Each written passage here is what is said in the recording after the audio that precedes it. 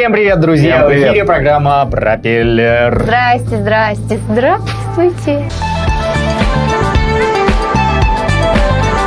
А тема нашего первого сюжета – открытие мотосезона. Это всегда такое знаменательное событие у нас в городе. Очень долгожданное. У нас в программе это часто освещается. Наверное, все-таки нам стоит сесть на мотоциклы. По байкерской терминологии мы скамейкеры. Мы люди, которые очень любят мотоциклы, но, к сожалению, не ездят на них, а просто смотрят. А вы катались когда-нибудь? Да, в деревне, друг. На мопеде или Нет, на мотоцикле? на советском, ишь, планета красного цвета. Поехали, и вот ты понимаешь, все, ты едешь? Я еду же, рули, смотри на дорогу. Я еду, говорил я ему. Отвернись, смотри на дорогу. Я тоже как-то вот у бабушки с дедушкой на даче попробовала прокатиться на мопеде. Слава богу, сзади сел дядя, мужчина высокий. Я разогналась в соседний забор, и он просто ногами тормозил мой мопед, и, слава богу, мы не въехали. И просто вот эти вот ноги, я помню, они такие торчат и тормозят, и такая земля так...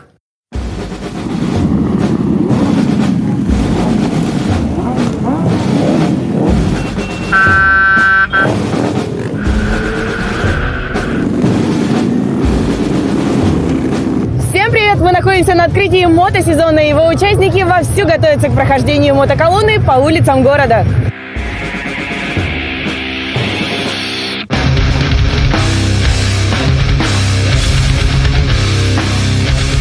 Сегодняшнее мероприятие организовано на достаточно высоком уровне. Колонна изумительная. Спасибо управлению ГИБДД. Поддержка была несомненная от них. Это в первый раз мы выходим на новый уровень. Ну, я не ожидал, что у нас будет такой поток народу, столько мотоциклистов в городе Якутске. Порядка 137 мотоциклов, возможно, даже больше. Поэтому, я думаю, с каждым годом у нас будут ряды расти.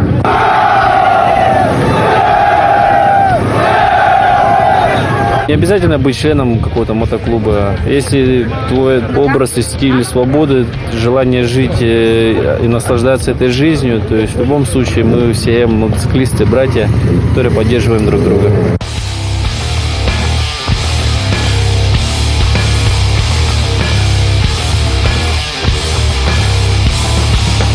Для того, чтобы подробнее узнать о мотопутешествиях, мы решили поближе познакомиться с Кириллом Павловым, который проехал на своем мотоцикле 18 тысяч километров.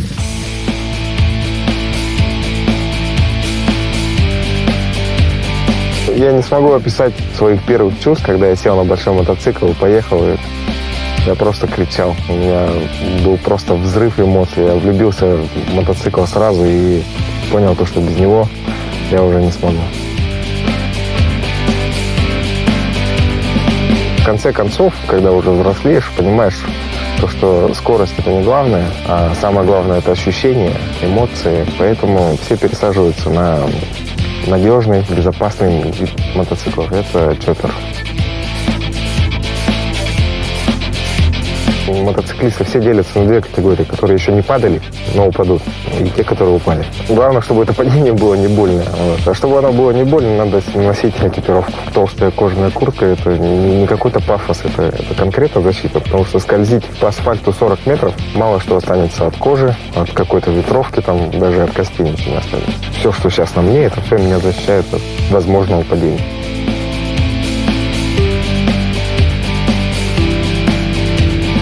Внутри города стало тесно, и хотелось ехать куда-то дальше. Мы с братом решили прокатиться через всю страну. В прошлом году мы осуществили свою мечту. 18,5 тысяч километров мы проехали. Это заняло почти 2 месяца, 203 дней. Выражение мотобратства – это не пустой звук. Я проверил это на себе. Нас везде встречали как родных. Тем более наша слава шла впереди нас. Самый яркий момент, наверное, это когда я приехал в Санкт-Петербург. Там проходил фестиваль Харли-Дэвидсон. Просто тысячи Харлеев в одном городе, в одно время, со всей Европы, со всей нашей страны. Когда собрались на Дворцовой площади, 5000 мотоциклов они насчитали. Вот это было незабываемо. И когда я приехал в Петербург, встретил человека, турок, кстати, я говорю по-турецки, я с ним давай разговаривать. Он показал ему свой маршрут на карте. Он был просто в шоке. И он сразу меня познакомил с ребятами из Краснодара. Те меня вывели на организаторов праздника. Меня тут же вытащили на сцену. Еще говорят, заедешь на сцену на мотоцикле? Шел дождь. Я говорю, легко. Подъем такой скользкий. Я разогнался, заезжаю на сцену. Там меня объявили очень красиво. Я на сцене стоял и кричал там, «А-а-а!» И толпа мне в ответ, «А-а-а!» Я говорю, проехал от моря до моря, «А-а-а!» И там толпа орет. Я почувствовал себя суперзвездой какой-то.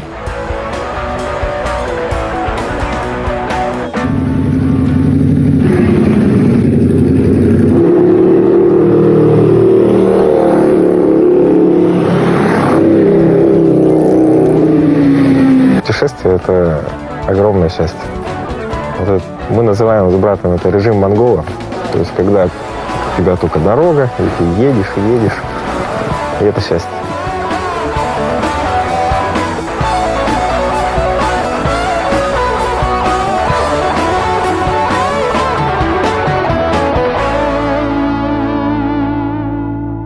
Ну, а следующий наш сюжет посвящен событию не менее грандиозному. И народу там присутствовало больше 100 человек, это 100%. Это у нас выпускные.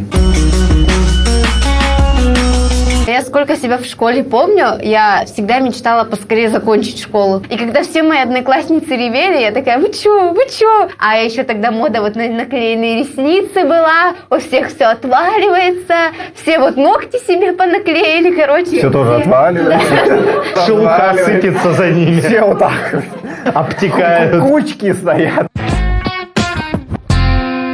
У нас последний звонок был и в 9, и в 11 классе. 11 класс страшнее, потому что все серьезнее. От твоих выпускных экзаменов многое зависит. Но, тем не менее, мы тоже с Табаги приехали все в город, погуляли по парку, по традиции. Мы ездили на гору и встречали рассвет, да, на Табагинском мысе. Такое вот чувство, когда мы возвращались часов в 6 утра, какой-то непонятной экзистенциальной тоски по поводу того, что я осознал, что этот этап моей жизни прошел, и его уже никак не вернуть обратно. Прошел уровень.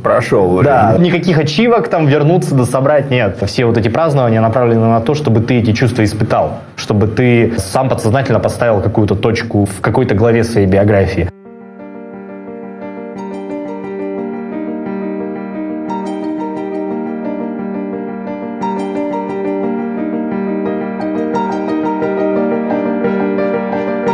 Школа научила меня многому. Мы посещали не только ежедневные уроки по важным и нужным предметам. Школа помогла раскрыться и понять, какие мы на самом деле. Дни, проведенные в родной школе, никогда не исчезнут из нашей памяти. Здесь я нашла новых друзей, с которыми дальше пойду по жизни, и они не бросят в трудную минуту.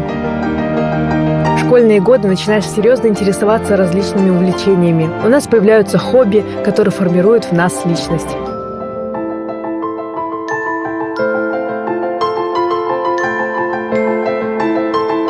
Именно в это время впервые искренне влюбляешься и начинаешь понимать, что каждый из нас по-своему уникален.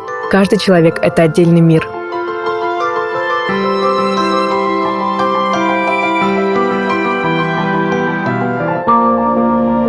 Мы все очень разные. И если бы не школа, мы могли бы друг друга не узнать.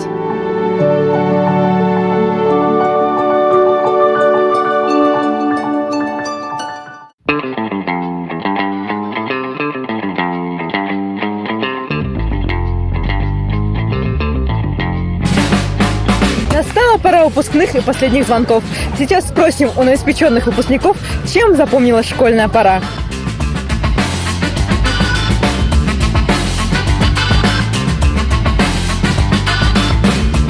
Всем привет! Говорят, что школа самая прекрасная пора. Ты так считаешь? Да. Да. Нет, да. Да. Ну, можно сказать, что да. Школа очень прекрасное время года. Очень. Ну, школьная пора очень прекрасное время года. Школа, получается, это как семья. Учителя становятся нам как родители, одноклассники как братья, сестры. Столько воспоминаний, и мы будем помнить школу очень долго. Какие были самые смешные моменты из вашей жизни? Ой, не перечислить, серьезно. Их очень много, особенно с Ренатом и с нашим. Их было очень много, я не помню все. Уроки, перемены. Самое эпичное происходит на уроках. Наше мероприятие самое веселое. У нас во 2 классе обвалился потолок. Если кто-нибудь из одноклассников как-нибудь что-нибудь накосячат. Когда шорты в унитаз смыл. Двойки. Наша школьная столовая. Все орут, я не ору, меня наказывают, все ржут. Ну, на стуле воду выливали, потом кто-нибудь садился и ходил мокрый весь день. Наверное, самое запоминающееся — это дискотеки школьные. Они же были тухлые. Нет, кстати, нет. В 9 классе, когда у нас был выпускной, мы плакали, вообще все абсолютно плакали, а сейчас мы вообще даже не плачем. Но я много плакала сегодня. Эмоции переполняли, мне кажется. И если пожелать что-то учителям, так это только крепкого здоровья и стальных нервов. Августа Степановна One Love. Хороших выпускников, побольше золотых медалистов. Желаю сдать хорошо экзамены, все будет у нас. Чики-пуки. 23-е. Я тебя люблю. Поздравляю.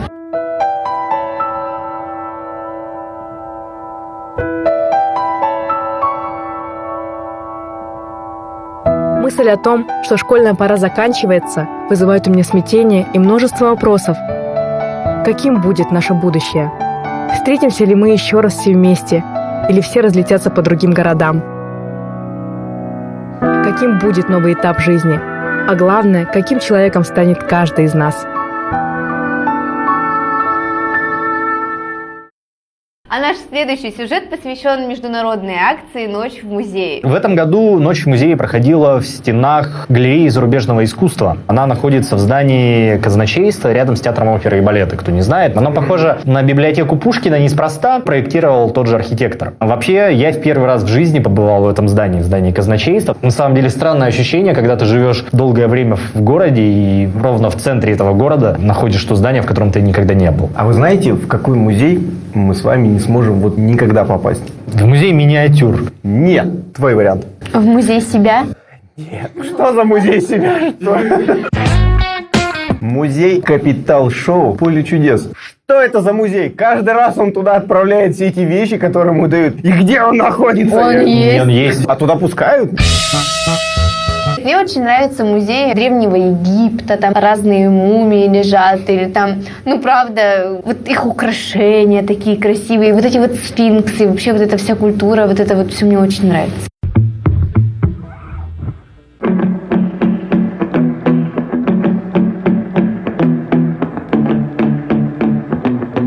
Привет, расскажи, пожалуйста, как тебе сегодняшнее мероприятие? Ну ничего так, только холодно. Ночь в музее, это да, обязательно нужно. То есть это аналогов, мне кажется, нет. Нет, только ходить в кино, там какие-то новые фильмы, но еще и не забывать свою историю и культуру. Как говорил товарищ Михаил Сергеевич Горбачев, окультуриваться надо, вот так вот.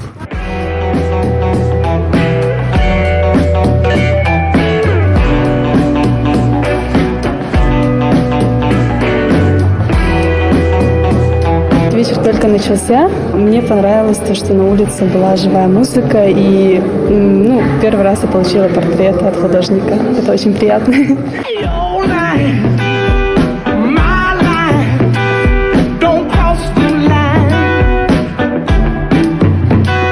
Как музейные работники, да, всегда боимся, как бы вот не притронулись к картинам, что-то не сломали. Но вообще мое впечатление очень хорошее. Люди прекрасно слушают. Глаза другие, они улыбаются, они пытливые, любознательные. Мне очень приятно, когда в музей приходят такие люди. Здесь у нас портрет английского короля Карла I. На самом деле, я заметил, что на фоне этой картины сегодня здесь делают самое большое количество селфи. К этому располагает композиция этого произведения, потому что здесь 3 портрета объединены в один. Такой триптих.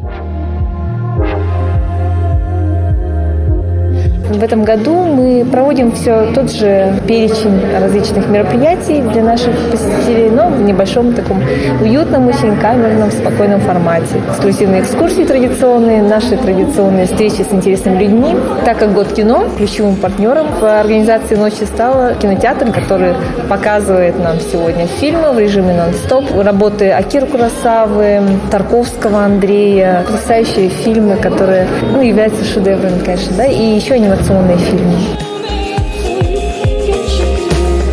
Пишем? Или я тут просто стою? Рене Декарт – знаменитый философ, писатель, филантроп. И самое главное, его цитаты известны всем и каждому, просто их подают под разным соусом в разных пабликах в интернете. И есть очень большая вероятность, что то, что приписывается какому-нибудь киноактеру, типа Джейсона Стэтэма, на самом деле было сказано Рене Декартом.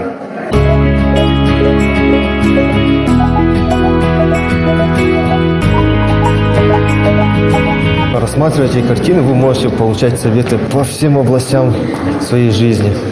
Типа, как общаться с родителями, сверстниками. Очень классное мероприятие. Каждый раз хочу попасть, как посетитель. Но в основном, получается, я попадаю как музыкант. В первый раз я попал, там было очень много всего. У меня прям глаза разбегались. Во время нашей игры люди бегали, выполняли какой-то квест. Мне было интересно, почему они бегают, что они делают вообще. Квестовая игра в этом году в альтернативной реальности проходит. Осталось на сегодняшнее утро всего 6 человек. И из них сегодня мы объявим победителя. Такой замечательный ноутбук, который вручается Иванову Айглану Николаевичу.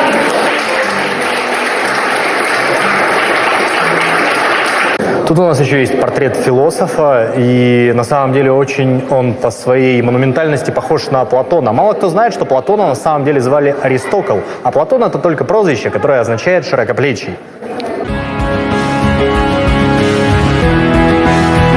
Что тебе наиболее интересно вот во всей программе? Мне даже просто картины интересно посмотреть.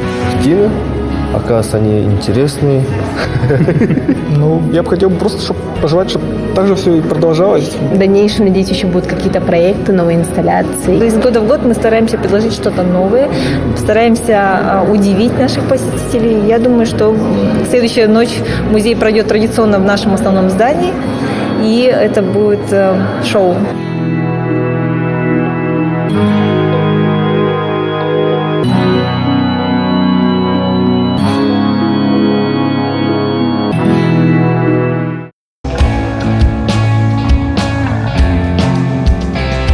Ну что ж, дорогие друзья, наша передача, к сожалению, подходит к концу. Заходите в наше сообщество ВКонтакте Проб ТВ, заходите на наш аккаунт в Инстаграме prop.tv и заходите на наш канал на Ютубе Проб ТВ. Подписывайтесь, смотрите видео, оценивайте, все обязательно прочтем и учтем. Увидимся ровно через неделю. Всем пока. Всем пока. Пока.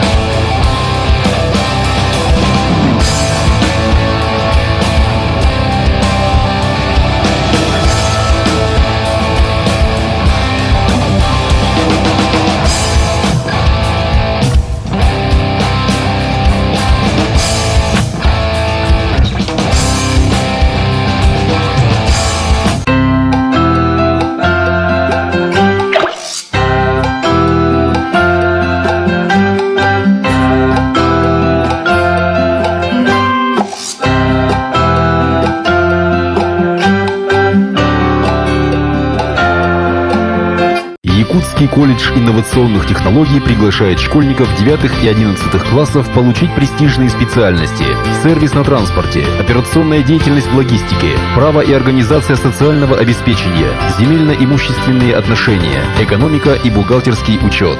ЕКИТ. Будущее в твоих руках.